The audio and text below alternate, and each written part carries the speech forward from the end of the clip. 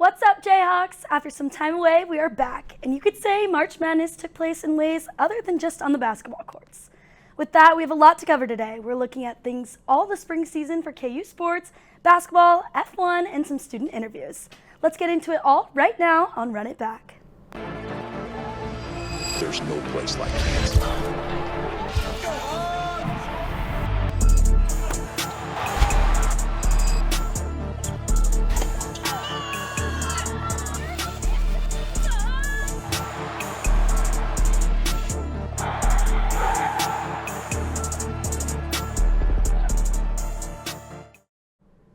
Women's basketball might have the chance to secure a win in the Women's Invitational Basketball Tournament after their game against BYU tonight. We'll see. Gabby is dribbling us some info on our women's team. KU men's team had an unfortunate loss early in the men's tournament, leading to speculation to new hires for coaches. Could the Bill Self era be over? We'll see with Luke. Then KU softball has really hit their season off. Alex is taking us to all the bases today. Finally, we're going downstream with our rowing team. Logan is taking us there. First, let's dribble the ball over to women's basketball with Gabby. Thanks, Jamison. That's right. The women's team is headed to the semifinals round in the WBIT with 3 strong wins behind them. KU started the first round off with a 79-70 win over Troy here at home. Samaya Nichols had a huge night, and check out this moment as she easily drains a 3 as part of the 31 points she put up in this game. Assistant coach kind of getting in the way, trying to keep the head coach back from getting a tech, and that time the assistant coach needed the head coach. And with the win came another home court advantage. KU held on during round 2 with a 65-55 win over Rice. And recently, Thursday night, the Hawks kept up their momentum against San Diego State for the quarterfinals. Freshman of the year, Julia Davis, went for 25 points Thursday night, which makes her 15th game in doing so. Now the Jayhawks have eyes on tonight's game in Wichita as they face the BYU Cougars. The last time these two teams played each other, the Hawks took the win 81-60, and the question is, will we see a rematch victory? If the women win tonight's game, they'll play the winner of the Wisconsin vs. Columbia game, which is going on right now. Well, that's all for the women's side of basketball, and while the men's season has come to a close, there's still plenty of men's basketball to talk about, including the recent discussion around Coach Self and his future with the Jayhawks. Let's not waste any more time as I pass it over to Luke with the latest on the men's team. Thank you, Gabby. I'm glad that the women are winning big games in March. Unfortunately, the men had their season cut short with a last-second loss to St. John's. For KU basketball fans, Bill Self can't keep coaching forever, and the Jayhawks, over the past few years, he has had health concerns that have slowed him down. While Coach Self said he hasn't made a decision about retirement quite yet, it's still very, very possible. If the Jayhawks want to keep the hire in-house, it would most likely be Jock Vaughn. He was brought onto the coaching staff in an assistant coaching position. He has lots of experience coaching in the NBA with the Brooklyn Nets and Orlando Magic. He was assistant coach also with the Spurs. He has built relationships within the organization that could help him secure the job if it becomes available. Looking outside our current coaching staff, I would look at Tommy Lloyd, who is currently the head coach at Arizona. While it's highly unlikely he would leave his current job, you still have to call and inquire. Lloyd has a record of 147-35 while coaching at Arizona. He's added 3 conference titles in his time with the Wildcats. He's also a huge fan of Allen Fieldhouse. My ears are still ringing right now, and that's awesome. I'm here for it. Love it. Does it affect coaching-wise, talking? I mean, it's hard to communicate, but listen, it should be fun. I mean, I honestly had a lot of fun coaching the game. I mean, down that stretch of that game, and Coach Shelf and I even shared a wink. As someone who loves it so much, it would be great to get him as the next head coach. Another coach that would be a great hire is Todd Golden, who is currently the head coach of the Florida Gators. He is just 1 year removed from a national championship and is highly regarded as one of the most innovative minds in college basketball. This would set KU up with a coach for a long time due to him being so young. Dusty May is another guy who I think would be a great hire at KU and could help them bring them back to the top. May is currently coaching at Michigan and is in his 2nd year there. He was hired by Michigan after he took Florida Atlantic University to the Final Four. He's a great offensive mind and would be a great fit at the University of Kansas. Obviously, Coach Self has not announced anything yet, and it's all just speculation. But with all the different circumstances surrounding his health, it might be the end of the Bill Self era at the University of Kansas. That's it from me today. Now I'm going to pitch this one on over to Alex with KU softball. Thanks, Luke. While there's plenty of attention on the future of Kansas Jayhawks men's basketball and who could be leading the program next, one Kansas team is focused on winning right now. The Kansas softball team is building serious momentum in Big 12 play, picking up a win over BYU this weekend. The Jayhawks took 2 of 3 games, capped off by a dominant 10-3 victory in Saturday's finale, powered by an explosive offensive performance. Kansas totaled 15 hits in the win, blasting 4 home runs, 1 each from Ella Boyer, Haley Kripe, Campbell Bagshaw, and September Flanagan. After falling behind early, the Jayhawks responded in the 3rd inning, when Boyer crushed a 2-run homer to give Kansas the lead. And they didn't look back. Kripe followed with a home run of her own, and Kansas continued to pile on runs through the middle innings with extra base hits and timely at-bats. By the 6th inning, the Jayhawks blew the game open. Flanagan capped a huge rally with a 2-run homer to push Kansas into double digits. In the circle, Chloe Barble delivered a strong outing, helping hold off BYU's offense and secure the win before Lizzie Ludwig closed it out. Head coach Jennifer McCalls praised the team's complete effort, highlighting both the offensive surge and defensive consistency.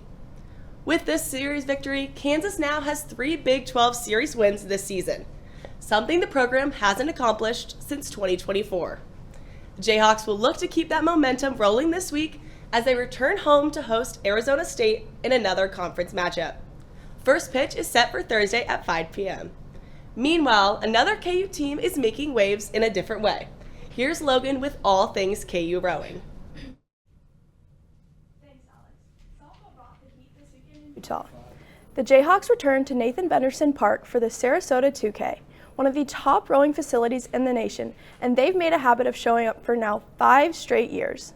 With 19 Division I teams in the water, including ranked programs and Big 12 rivals, this weekend was full of competition. 5 Kansas boats hit the water with lineups filled with mixes of veterans and rookies, all looking to make yet another mark at the Sarasota 2K. On Friday, in the second Varsity 4 race, Kansas A delivered a strong second-place finish, crossing at 7 minutes and 43.2 seconds. In the third Varsity 8 race, Kansas A took third with a time of 7 minutes and 3.96 seconds. And even in the closest races, the Jayhawks stayed with the pack, proving why they have 5 consecutive attendances under their belt. But the biggest statement came Saturday morning. In the petite final of the Women's Varsity 4, Kansas A closed out the weekend strong, taking first place with a time of 8 minutes and 10.15 seconds, outpacing UMass and Boston College to win the race. With Kansas's history of success at the regatta and consistent top finishes in recent years, this weekend only adds to the momentum. For more updates on Kansas rowing, follow the team on social media and visit kuathletics.com. Don't go anywhere just yet. We'll be right back after a break with more sports.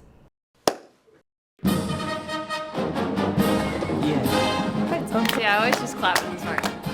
This is where everyone's talking amongst themselves. Do you know how to do it? Do you know how to do it? Are we supposed to smile? When do we start? Somebody over here already started. Can we talk about how the piccolo part's the most complicated one? It is. If you listen, you're doing it when the band's not playing. You have to tell me when it starts. I still don't know. Here we go.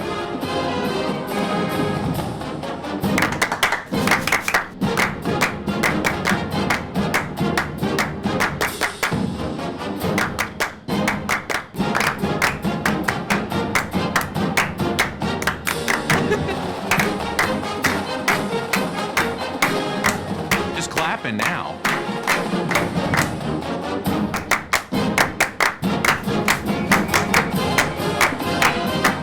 No humps. Nailed it. I practiced this morning. Karma's just 2 people. It has a right and a wrong way of doing it.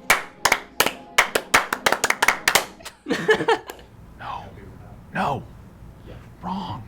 I like my way better. I don't know how to do the end. It's just. I don't know the head.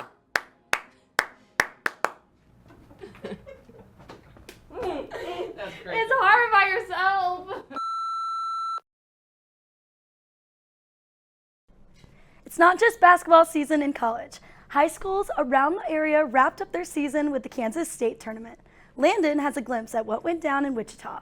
And I know my March Madness bracket is in the trenches after these last few rounds. Xander's looking at the Final Four preview to see who might take the championship. Then we're hitting a 360 to the racetrack with Michael and Formula One updates. I don't know what's better, a baseball game, the actual game, or when they have dollar hot dog nights. All I know is I'm excited for the season, so it's a good thing opening day was last week. Zach is taking us out to the ball game. All that soon, but Landon, let's see how that state tournament went first. Thanks, Jameson. I would now like to take some time to highlight the incredible young athletes here in the state of Kansas. As over break, the Kansas State High School Basketball Tournaments took place, and I'm here to recap some of these exciting games we had. Starting off in 6A, boys, Olathe North took on Shawnee Mission South in Wichita. Olathe North was able to command their dominant offense led by Kansas Gatorade Player of the Year and Richmond commit Sam Simmons, as he would help lead his team to a win in this one, 67-50, to capture the school's first ever state title. Shawnee Mission South women's team would avenge their men's team's loss as they would take home a state championship as they defeated Blue Valley Northwest 57-45. Layla Johnson-Burt led the way with 19 points as she finished her high school career at the top. Now into the 5A division, Bonner Springs men's team pulled off a huge upset over top-seeded Cape and Mount Carmel with the final score of 53-50. Capen had a 44-game winning streak going into this one and were looking to three-peat and also had just recently won a state championship in football. But the Braves of Bonner Springs did not let that stop them from pulling off an all-time shocker on the biggest stage. Later that day, St. James girls beat Hayes in a 49-48 thriller to capture the Thunder's first state championship in school history. Great defense led to a forced shot that went in for Hayes, but it was only for 2 points when they needed 3, and that led to the Thunder's victory. Finally, in 4A, I watched my hometown rival Baldwin defeat Rock Creek 57-52 to capture their first ever state title. Rock Creek suffered their second straight state championship loss in this one, while Baldwin got their payback after losing on a buzzer beater to McPherson in the state quarterfinals the year before. To end it off, Hayden girls basketball ended their season with the state title as they beat Bishop Miege 57-52. This would be the Wildcats' first title since 2004 after taking back-to-back third-place finishes in the last 2 years. That's all for me in the high school world. I'm going to pass it up to the next level where Xander will give us an early look at the Final Four. Xander, the ball is in your hands. Well, Landon, as one basketball tournament has ended, another is setting up for a fantastic finale. The NCAA men's basketball tournament is down to its final 4 teams, with games taking place this Saturday, and these 2 matchups hold lots to be excited for. On the left side of the bracket, we have the Yukon Huskies out of the East region, taking on the winners of the South region, the Illinois Fighting Illini. Starting with the Huskies, they lived on the edge all of last weekend with a down-to-the-wire victory over Michigan State, and this last-second shot from Braylon Mullins to knock off number 1 overall seed Duke. With those wins, UConn has made it back to familiar territory and will look to make it 3 national titles in 4 years behind their championship experience and top-ranked all-around defense. Illinois is more of a surprise team, as just around 10% of brackets had them advancing this far. Illinois has the tallest team in the nation and ranks top 10 in almost all rebounding statistics. They forced the issue in the paint all season, and behind the play from star freshman Keaton Wagler are looking to claim their first ever national title. Onto our other Final Four matchup, we see the Arizona Wildcats emerge from the West region to take on the Michigan Wolverines out of the Midwest region. I would talk about them each individually, but these teams are just so similarly dominant, with KenPom ratings marking them as 2 of the top 5 college basketball teams ever. Arizona boasts a 36-2 record, while Michigan stands at 35-3. Both teams have top 10 offenses in the country, scoring over 80 points per game, with every player in their starting lineups liable to go for 20 points on any given night. Arizona star freshmen Braden Burries and Koa Pete lead the young and exciting Wildcat offense, while UAB transfer Yaxel Lendeborg headlines an older and more experienced Wolverines squad. Both teams are fast, fun, efficient, polished, and in what looks poised to be a high-scoring affair. All I know is I am hammering that over on points come game day. With both these games in store, it looks like March Madness has a real shot to extend into April, and it's race to the title game for our Final Four teams. Speaking of racing, it's about that time to drive over to Michael for the latest on F1.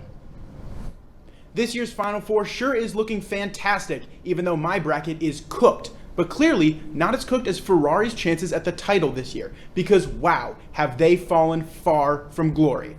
This weekend capped off the 3rd round of the Formula One season with the Japanese Grand Prix, 53 laps at the Suzuka circuit was just enough to bring home arguably the most exciting race of the season. It was another action-packed weekend of Formula One, and with the month break, it's going to be very interesting to see what kind of early season adjustments McLaren and Ferrari have to make to get back into the running for the championship.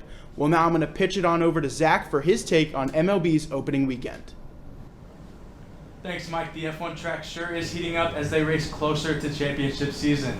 The MLB season finally had its first pitch Wednesday night as the Yankees and Giants officially started the 2026 MLB season. The Yankees started their season off hot, beating the San Francisco Giants 7-0 on opening night. Heading into Thursday's action, the biggest story comes from Pittsburgh as Paul Skeens, the reigning NL Cy Young winner, had a disastrous first inning that he couldn't even make it out of. The question is, was the Pirates' disastrous first inning on Paul Skeens, or was it on center fielder O'Neal Cruz, who had 2 costly errors on routine plays? Heading over to H-Town, the Los Angeles Angels took care of business as Mike Trout tallied yet another opening day home run. Heading into Friday, Mike Trout might be back as he blasted another opening weekend home run against the Astros. The Angels get another win down in Houston. Over to Atlanta, Royals fans got their first look at the 2026 team, and it wasn't a good one. The Braves put on a home run derby. I mean, let's just play the montage. Ozzie Albies bats now. Switch hitter batting right-handed. He hits this one to left. Collins drifting back toward the wall. It's gone! Right? It's that simple. This ball is hammered to right. Is it high enough? Yes! The rookie of the year. That brings up Michael Harris the second. Harris to right. Marte back. Hello, Chop House. Money Mike with a... The Braves win that one 6-0. Heading over to Toronto, where the league's runner-up was in a battle with the A's. Heading into the ninth, the Blue Jays were up 2-1. Shea Langoliers comes up to bat and launches a homer deep into center to tie the game at 2 apiece. Tied up in the bottom of the ninth with runners on second and third, and here comes Andres Gimenez, who gets a 2-out single to drive in a run for the Blue Jays W. Heading into Saturday's action, Royals fans, prepare yourselves as we head back over to Atlanta. Heading into the ninth, the Royals were up 2-0. Should be their first one of the season. No. Mike Yastrzemski singles to center, sending Drake Baldwin home for the Braves' first score of the game. Michael Harris II reaches first on an infield single, sending Jorge Mateo home to tie the game. With the bases loaded up comes Dominic Smith, and I'll let y'all watch what happened next. 2-2 game in the bottom of the ninth inning, and the Braves looking for their first walk-off win of the year. You can tell Carlos is just fighting it. His arm strength is not up to where it was for most of last season, and so he's trying to be as creative as he can with fastball placement, his slider, and his change. Swung on and jolted high in the air, deep right field, back to the wall, a sonic boom out of the ballpark. Braves win it! A walk-off grand slam by Dominic Smith, and this place erupts here in Atlanta, Georgia. The Braves win 6-2 in incredible walk-off fashion. Heading down to LA, the reigning champion Dodgers took care of their opening series against the Diamondbacks, sweeping that series 3-0. Heading into Sunday, the Royals finally get that first win, beating the Braves 4-1. The Blue Jays also finished their series sweeping the A's to start their season 3-0. This year's opening weekend was nothing short of unforgettable, from disaster in Pittsburgh to walk-offs in Toronto and Atlanta. This 2026 MLB season looks like it will be a great one. As much as I would love to go on and on about baseball, my time has come to an end. But we will be back with so much more after this break. This is Cecilia. Cecilia goes about her day like everyone else. She gets ready for the day, cleans her dorm, and does her homework. Good job, Cecilia. But even though it doesn't show, Cecilia is not feeling like her best self. She feels like she can't talk to anyone about how she feels, because every college kid is supposed to feel this way. Right? Well, no. Cecilia realizes that she needs to talk to someone, so she goes to the KU Health Center for a Jayhawk check-in. Cecilia feels heard. It's okay to not be okay. I really wish Kansas had an NBA team. Maybe next expansion it'll happen. Patrick is looking into who will be the newest additions to the NBA. If you tune in weekly, you know we wouldn't have a show without some exciting news. And one of KU's golf alums and Landon is our go-to guy to celebrate Gary Woodland's PGA victory. Finally, to end this show off, Johnny and Xander took to the KU streets for some KU Sports Q&A. Patrick's going to take a look at the NBA expansion first. Thank you, Jameson. Some of the most exciting... As we are closing in on 2 new expansion teams coming to the league, the Board of Governors voted in favor of the bidding process. Las Vegas and Seattle are set to bid between $7 to $10 billion each to bring in teams for the 2028 season. The last time the NBA expanded was 2004, when Charlotte brought in the Bobcats after their team moved to New Orleans. The last time we had 2 expansion teams, 1995, when the Grizzlies and Raptors were debuted. There's a lot of implications to new teams being brought in, starting with the expansion draft. Here's how it works. Existing teams can protect up to 8 of their players on their roster. The 2 expansion teams will do a snake draft where they can only take 1 player from each team. There's so much talent lying around in the league, and I'm glad expansion is finally here. Another implication is we are bringing 2 teams to the West Coast, which will imbalance the conferences. It is expected that the Grizzlies, Timberwolves, or Pelicans will be moved to the Eastern Conference as a result. It has also been confirmed that the eventual Seattle team, heavily rumored to be the Supersonics again, will take their history back from the now Oklahoma City Thunder. Personally, I'm just excited to see these beautiful jerseys back on the court. Some of the rumored Las Vegas team names include the Venom, the Vipers, the Outlaws, the Dealers, as the NBA has already embraced gambling within its league. Sadly, no Kansas City team this time around. I was hoping we could just bring back the Kings because they haven't done anything for like 30 years. Speaking of Kansas, we have an incredible story in the golfing world about a Jayhawk alum. Landon, drive it home. And that's exactly right. 6 years, 9 months, and 13 days. That's how long it was since former Kansas Jayhawk Gary Woodland won a title in the PGA. But that streak comes to a close as Woodland won the Houston Open this past Sunday, and it's one of the most inspiring stories in the world of sports today. In September of 2023, Woodland underwent surgery to remove a benign tumor on his brain, and just 115 days later, Gary returned to the course to compete. A feat that in itself is already unimaginable, but it doesn't stop there. While Gary may have been healed to the outside placed on world, medicine for seizures. Internally, he was struggling with symptoms of PTSD, trying to hide this hardship from the public after he came back from so much adversity. Just this past month, Woodland had the strength to come out publicly and talk about his internal struggles with PTSD after his return from brain surgery. Every week I come out and everyone's so excited and happy that I'm back. And, you know, I hear that every week. It's so nice to see you past this. It's so nice to see you 100%. And I appreciate that love and support, but inside I feel like I'm dying. I mean, to have the courage as a professional athlete to disclose your internal problems when your reputation weighs so heavy on you is just so powerful. That alone is a win in my book, but I can't just stop there. Against all odds, Gary Woodland shocked the world, winning the Houston Open at full underdog fashion at 80-1 odds, and that's just outstanding. Take a listen to his post-win interview, and let me just warn you, tissues may be needed.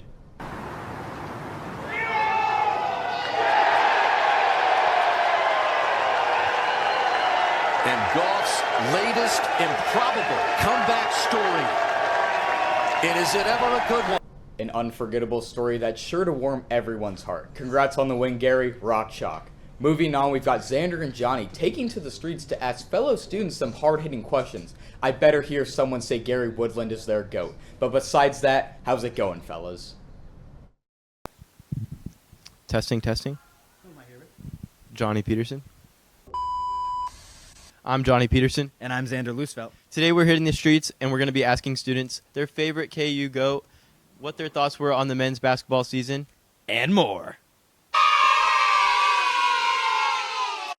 What are your guys' thoughts on the men's college basketball season for KU? It was low-key mid. What's your guys' favorite KU sport to watch, and why is that your favorite sport? Fuck. I mean, like, IRL, it's basketball because then Allen Field us, but watching that over, like, March Madness. But shout out KU basketball, historic program. What's your guys' favorite KU sport, and why? Mine would definitely be lacrosse because I'm a KU lacrosse player. The reason is, I mean, I just got back from Iowa State today, and we had 2 massive dubs. What's your favorite KU sport? As someone who doesn't play a sport here, KU basketball. Who is your KU GOAT? My KU GOAT is Wilt Chamberlain. He's not only the GOAT of KU, he's the GOAT of basketball in general. I do not care that he played with plumbers. During his era, he was the most dominant player. Wait, you asking me questions, right? Yeah, you took the microphone. And who is your KU GOAT? Frank Mason III, number 0. John Wooden, National Player of the Year. I mean, there's not a guy that you couldn't want anybody more to represent the Jayhawk across your chest than Frank Mason. Seen his legendary clips of his shots. He was on the Bulls when I was very little. Bulls point guard with like D Rose and those guys. So sentimental value with Kirk Heinrich at my hometown of Chicago. All right, who am I here with? Tony Ellis. All right, Tony, who is your KU GOAT athlete? Tony Ellis. Why Tony Ellis? You know, this dude, he just knows how to get the crowd wild, and I don't know, just the vibes about that guy. You know, he's doing great for himself. I appreciate it. Thank you. Thank you. What are your thoughts about the KU men's basketball season? We had the most potential in all of college basketball, but things didn't go our way. Tyron Stokes is committing on Tuesday, so future's bright. What's your favorite KU sport to watch and why? Women's golf, because I used to play golf and they're pretty good. Your favorite KU sport to watch and why? Basketball, because I've been to every single game and I'm a huge Flory Badunga fan. Well, that was an eventful night. But at least nobody got into a fight, so thank you to KU Sports for bringing us peace and 10 new Instagram followers. Back to Jameson at the studio. Definitely some interesting answers from our KU students, and we're going to leave it at that and wrap up today's show. We're hitting the home stretch on the year, so don't miss us as we only have a few shows left. We're live Mondays at 2 with KU Sports updates and more. Of course, if you miss us, find us on Media Crossroads. Thanks for tuning in, and we'll see you next Monday on Run It Back. There's no place like Kansas.